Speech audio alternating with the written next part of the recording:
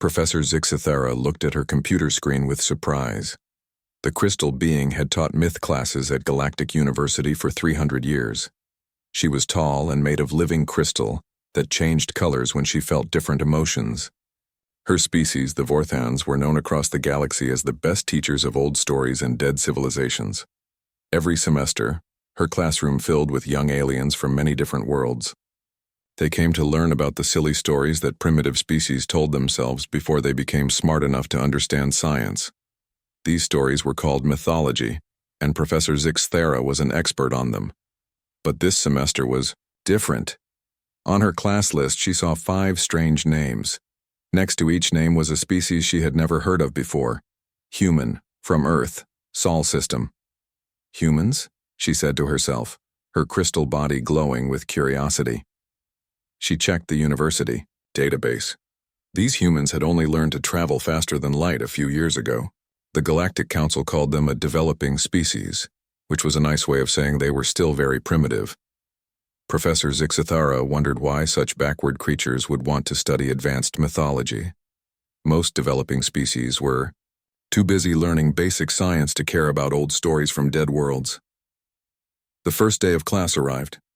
Professor Zixithera stood at the front of her large classroom and watched her students walk in. The room could hold 200 students, and it was almost full. Aliens of all shapes and sizes found their seats and began talking excitedly about the semester ahead. Then she saw them. 5 creatures that looked nothing like the other students. They walked on 2 legs like some species did, but their bodies were soft and covered in what looked like artificial skin. They had hair growing from their heads in different colors, and their eyes were small and round. The 5 humans were very different from the other students in another way too. While the aliens chatted happily about the funny old stories they would learn about, the humans sat quietly. They looked at each other with serious expressions as if they were sharing secret thoughts. Professor Zixithera studied them carefully. The first human was a young male with dark hair and dark eyes. He sat very straight and kept looking around the room like he was watching for danger. His name was Jake Martinez, and something about the way he moved reminded her of the Altarian, military officers who sometimes visited the university. Next to Jake sat a female human with yellow hair and blue eyes. Her name was Amy Peterson, and she was already writing notes even though class had not started yet. She wrote very fast and kept glancing at the other humans as if she was sharing information with them. Behind them sat 2 male humans who looked almost exactly alike. The professor realized they must be twins, which was rare but not unknown among some species. Their names were Kyle and Danny Wright, and they seemed to talk to each other without making any sound. They would look at each other and somehow understand what the other was thinking. The last human was a female with dark hair and eyes that seemed to notice everything. Her name was Lisa Chang, and she spent most of her time watching the other students in the classroom.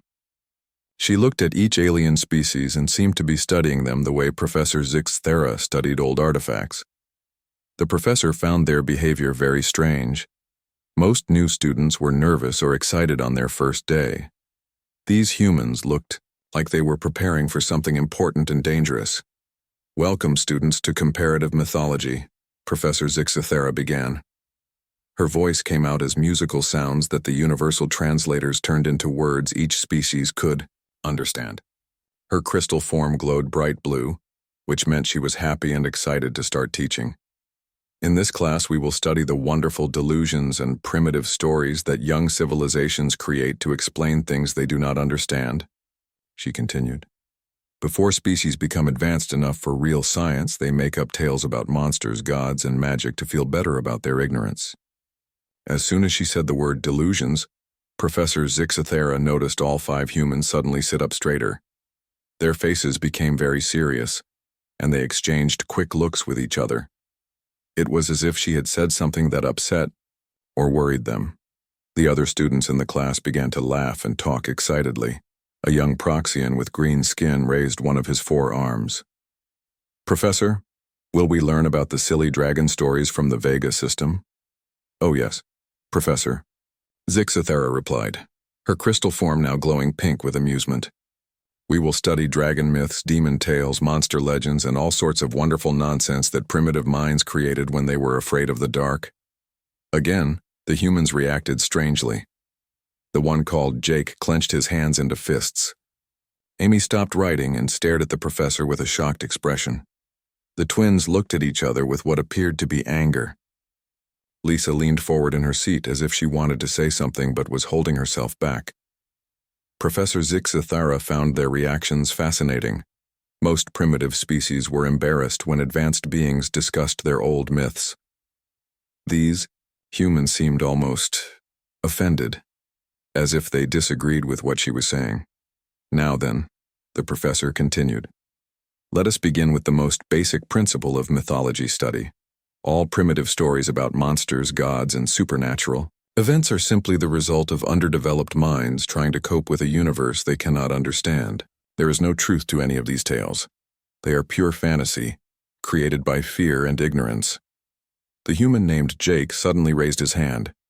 This was very unusual, as most developing species were too intimidated to speak in advanced classes. On their first day. Yes, Mr. Martinez, Professor Zixithara said, her crystal form shifting to yellow with curiosity. Professor, Jake said in a calm, steady voice. What if some of those stories are not myths at all? What if they are records of real events that happened long ago? The entire classroom fell silent.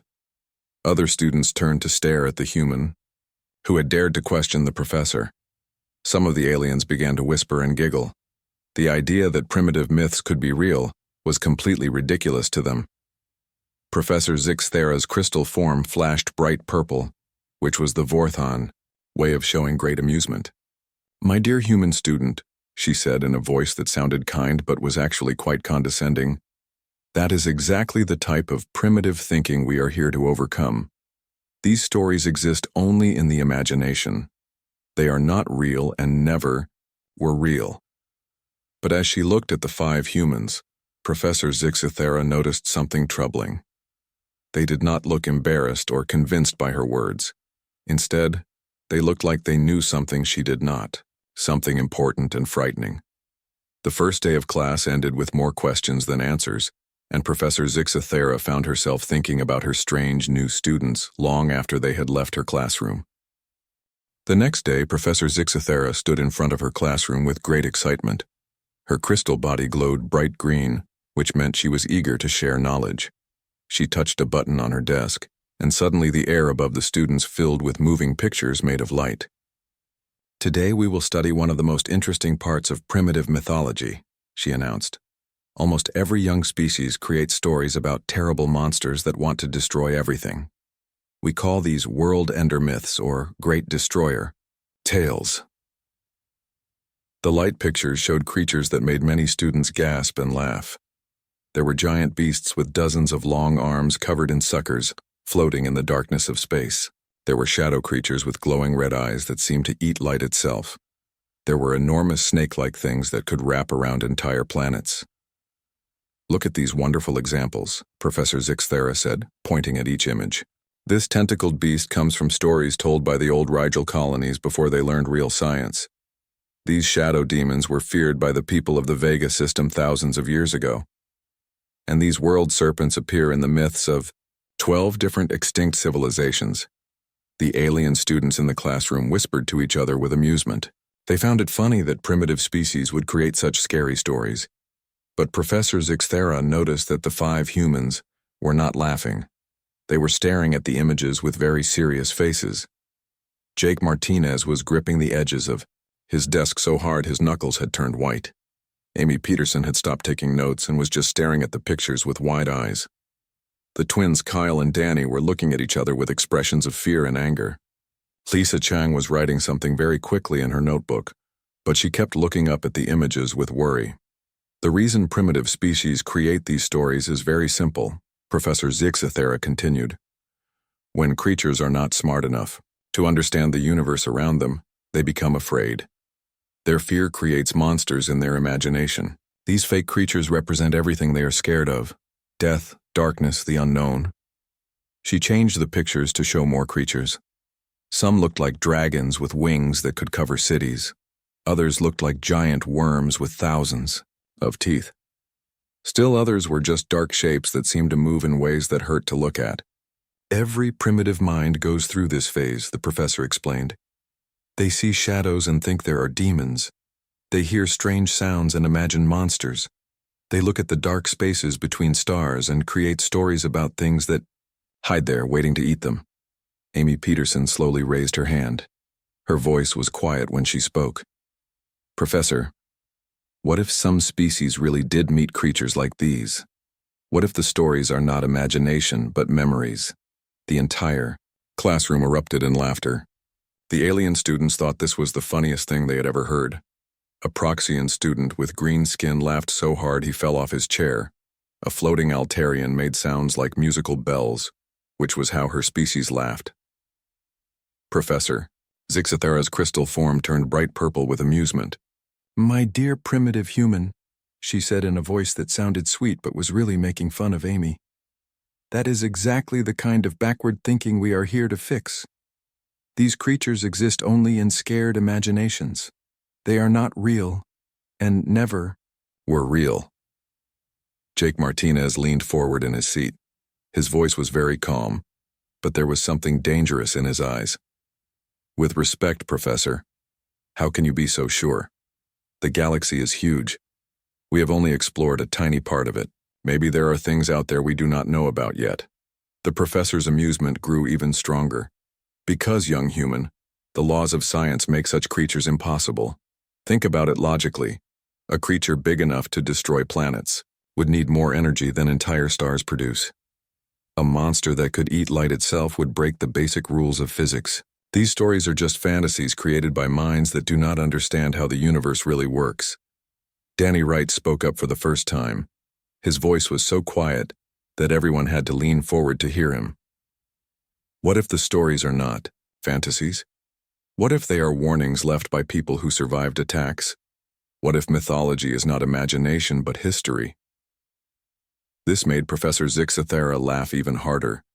Her crystal body flashed between purple and pink, showing how much she enjoyed the human's silly questions. History? My dear confused student, I have spent 3 centuries studying over 10,000 extinct civilizations.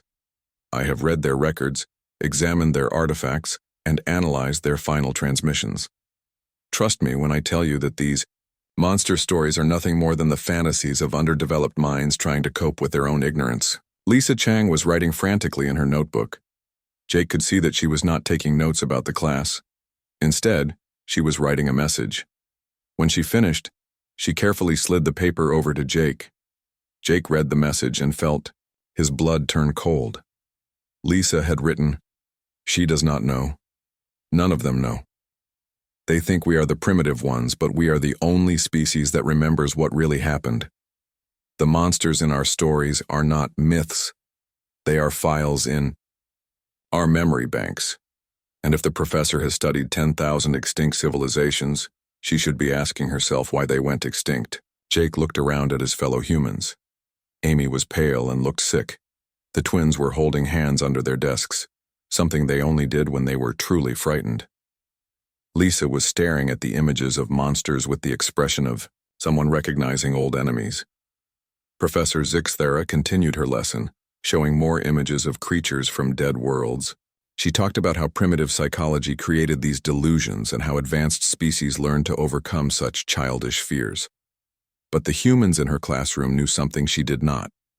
They knew that some fears are not childish, some monsters are not imaginary, and some stories called myths are actually survival guides written in blood and terror by the few who live to tell the tale. As the class ended, Professor Zixathera felt very pleased with herself. She had given an excellent lesson about the silly superstitions of backward species. But if she had been paying closer attention to her human students, she might have noticed that they looked like people who had just seen pictures of their worst nightmares. And they had. 3 weeks had passed since the humans first entered Professor Zixathera's mythology class. Every day, the crystal professor became more frustrated with her strange new students. While all the other alien species accepted her teachings about fake myths and imaginary monsters, the 5 humans kept asking difficult questions that made her uncomfortable. During the lesson about false gods and imaginary divine beings, Kyle Wright had raised his hand with a troubling question. Professor, what do you think about species that say they actually met their gods? Species that have physical evidence of divine contact? Professor Zixathera's crystal body had flashed red with annoyance. Another primitive delusion, she had answered firmly. Advanced psychology teaches us that developing civilizations often experience mass hallucinations. When they see things they cannot understand, their primitive minds create stories about gods and divine beings to feel better about their ignorance. But Amy Peterson would not let the subject drop. What if multiple groups of the same species living far apart with no contact all report meeting the same divine beings? Would that not suggest something more real than hallucination? The professor's crystal form had flickered with irritation. Convergent mythology, my dear human. When species face similar challenges, their primitive psychology creates similar false beliefs. It is a well-known phenomenon that has been studied for thousands of years. After that class ended, the 5 humans had looked at each other with expressions of worry and anger. They seemed to be sharing thoughts without speaking, just like they had on the first day. Now, on a quiet evening when most students were in their dormitories, the 5 humans met in a small study room in the deepest part of the university library. Jake Martinez carefully sealed the door and activated a privacy field using a small device that looked far more advanced than anything the university had in its technology labs. The device created a bubble of silence around them. No sound could get in or out, and no electronic equipment could record what they said. If Professor Zixathera had seen this technology, she would have been shocked. The primitive humans had science that was much more advanced than their university. Records showed. She has no idea what she is talking about, Amy said, shaking her head with frustration. None of them do. How is it possible that an entire galaxy can forget something so important? Danny Wright pulled out a small computer tablet and placed it on the table. The screen showed a map of their part of the galaxy, with thousands of star systems marked in different colors. Look at this, he said. I have been researching the university's historical records. Do you see anything strange? The others leaned forward to study the map. Lisa Chang was the first to notice the pattern. Look at all these red dots, she said, pointing at clusters of stars. According to their records, entire sectors just went dark about 300 years ago. Whole civilizations are listed as extinct due to unknown catastrophic events. Kyle Wright zoomed in on one section of the map. This area here used to have over 50 advanced civilizations. Now there is nothing. No signals, no life, no activity at all. The official records just say they disappeared mysteriously. Jake's face was grim as he studied the data. They did not disappear mysteriously. They were eaten. But somehow the survivors convinced themselves it was just bad luck or natural disasters. Amy pulled up another display on her own tablet. I have been studying the mythology records that Professor Zixathera showed us. Every single one of those fake monsters matches descriptions from our own historical files. The tentacle beasts from Rigel, we call them deep hunters. The shadow demons from Vega, we know them as void stalkers.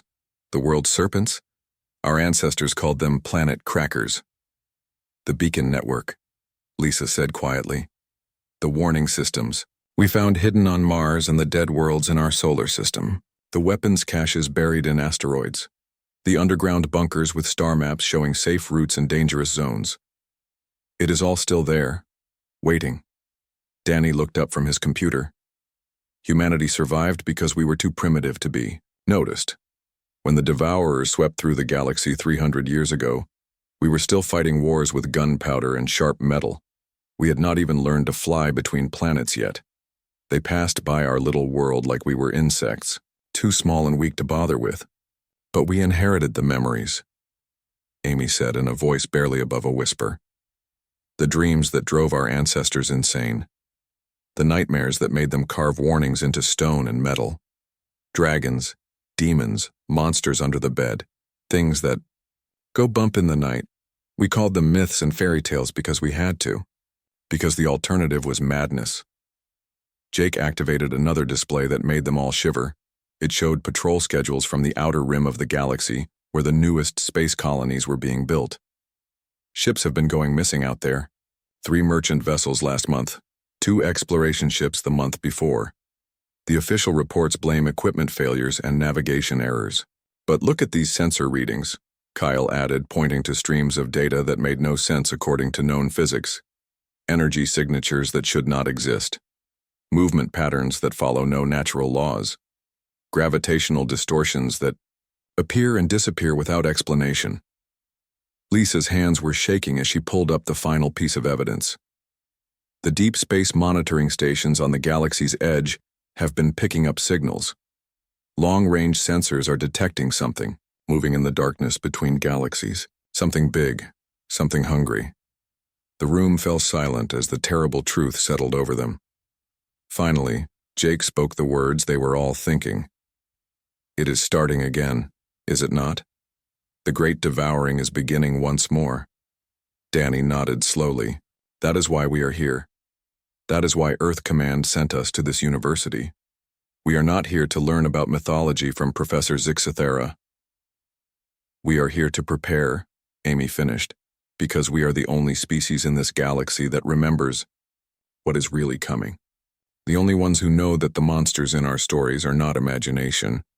They are intelligence files passed down from the last survivors of the previous invasion. Kyle looked around at his teammates with determination. The galaxy thinks we are primitive. They laugh at our myths and call us backward. But we are the only ones who know how to fight what is coming. Because, Lisa said grimly, we are the only ones who remember that some fairy tales are actually survival guides written in blood by the few who lived to tell the warning. Outside their privacy bubble, the galaxy continued its peaceful existence, unaware that the darkness between the stars was stirring once again. But 5 humans sat in a small room, preparing for a war that officially did not exist against enemies that were supposedly just myths. They were humanity's advance guard, and they had work to do. The final week of the semester had arrived, and Professor Zixathera was excited about the last assignment. Each student had to give a presentation about the mythology of their home world. She looked forward to the human presentations with great anticipation. Surely these primitive beings would provide amusing examples of how backward species created silly stories to deal with things they could not understand. The classroom was packed with students from across the galaxy. Word had spread that the mysterious humans would finally present their primitive Earth myths, and many aliens had come to watch what they expected would be an entertaining display of ignorance. Jake Martinez stood up first. Instead of the simple story presentation Professor Zixathera expected, he activated a series of displays that filled the air above the classroom with complex data, star charts, and what looked like military intelligence reports. The mythology of Earth, Jake began in a clear, strong voice, centers around a group of entities that our species calls the Old Ones, the Devourers, or simply, the Dark. These beings are described in exactly the same way by every human culture on our planet, even by groups that lived thousands of miles apart and never spoke to each other. Professor Zixathera's amusement started to fade as she looked at the technical information floating in the air. This was not the simple story presentation she had expected. Mr. Martinez, she interrupted, this appears to be some kind of military briefing rather than a study of mythology. Jake looked directly at her with serious eyes. With respect, Professor, they are the same thing. What you call mythology, we call historical records. The displays changed to show star maps with marked locations, energy readings that made no sense according to known science, and photographs of destroyed worlds that looked like they had been attacked by something with enormous claws and teeth. Amy Peterson joined Jake at the front of the classroom. What my colleague is showing you is not mythology, Professor. It is an intelligence briefing. Humanity does not have myths. We have files, we have records, we have warnings passed down from the survivors of the last great war. The alien students began to whisper nervously as the display showed increasingly disturbing images. They saw dead solar systems where planets had been cracked open like eggs. They saw space stations that had been torn apart by something impossibly large and strong. They saw fleets of ships that had simply vanished, leaving only debris fields and scorch marks in space. Kyle Wright stood up from his seat. 300 years ago, something swept through this galaxy and destroyed millions of civilizations. Your history books call it the Great Silence and say it was caused by unknown natural disasters. Danny Wright continued his brother's presentation. But the evidence is everywhere if you know how to look for it. Dead worlds with bite marks the size of continents. Space stations ripped apart by claws bigger than buildings. Entire star fleets that just disappeared overnight. Lisa Chang activated a final display that made several students cry out in fear and others faint from shock. The image showed surveillance footage from the outer edge of the galaxy, something vast and hungry moving through the darkness between stars. It was too big to see all at once, but parts of it were visible. Tentacles that could wrap around moons, eyes that glowed like dying stars, and a mouth that seemed to swallow light itself. "It is happening again," Lisa said in a quiet voice that somehow reached every corner of the silent classroom. "The patrol ships your governments have been losing on the outer rim are not experiencing equipment failures. The sensor ghosts are not instrument errors. The energy readings that make no sense are not mistakes. The deep dark is waking up, and humanity is the only species that remembers why that should terrify you." Professor Zixathera's crystal body had turned completely black, the Vorthan color of absolute terror. Her voice was shaking when she spoke. This cannot be real. The university's science department classified your species as barely intelligent. They said you were primitive creatures who had just learned to travel between stars." Jake Martinez smiled, but it was not a happy smile. It was the smile of a predator who had been hiding among prey. "We let you think that, Professor. We let the entire galaxy believe we were backward and harmless. Humanity learned a long time ago that sometimes the best way to survive is to let others underestimate you." Amy Peterson stepped forward, and suddenly the other students could see that these 5 humans moved like trained soldiers, not like students. "While you have been teaching classes about primitive mythology for 3 centuries, we have been building weapons. We have been preparing defenses. We have been training armies. We have been getting ready for the war that is already beginning." The displays changed again to show images that made the alien students gasp. Massive space fortresses hidden in asteroid fields. Weapons that could destroy entire fleets. Ships designed specifically to fight creatures that most species believed were imaginary. Battle plans that covered dozens of star systems. Kyle Wright pointed to the star map. "Every human colony, every Earth military base, every research station has been built according to the old warnings. We know which routes the Devourers use to travel between galaxies. We know which types of stars they prefer to feed on. We know how they hunt and how they can be fought." Danny Wright continued. "We have been watching the outer rim for signs of their return. We have been tracking the missing ships and the strange energy readings. We have been preparing evacuation plans for civilian populations and defense strategies for military forces." Lisa Chang looked directly at Professor Zixathera. "The question now is simple. Are you ready to listen? Because the things we call dragons and demons and monsters under the bed are coming back, and this time humanity is not going to hide in caves and hope they pass us by." The classroom was completely silent. The alien students sat frozen in their seats trying to understand what they had just learned. Their safe, peaceful galaxy was in danger from creatures they had been taught were imaginary, and the species they had laughed at for being primitive was the only one prepared to fight. Professor Zixathera realized with growing horror that for 3 centuries she had been teaching the galaxy to forget the very knowledge they needed to survive. She had convinced countless students that the warnings from dead civilizations were just silly stories. She had made them laugh at the very fears that could have saved their lives. Amy Peterson spoke one final time, her voice carrying across the silent room like a judgment.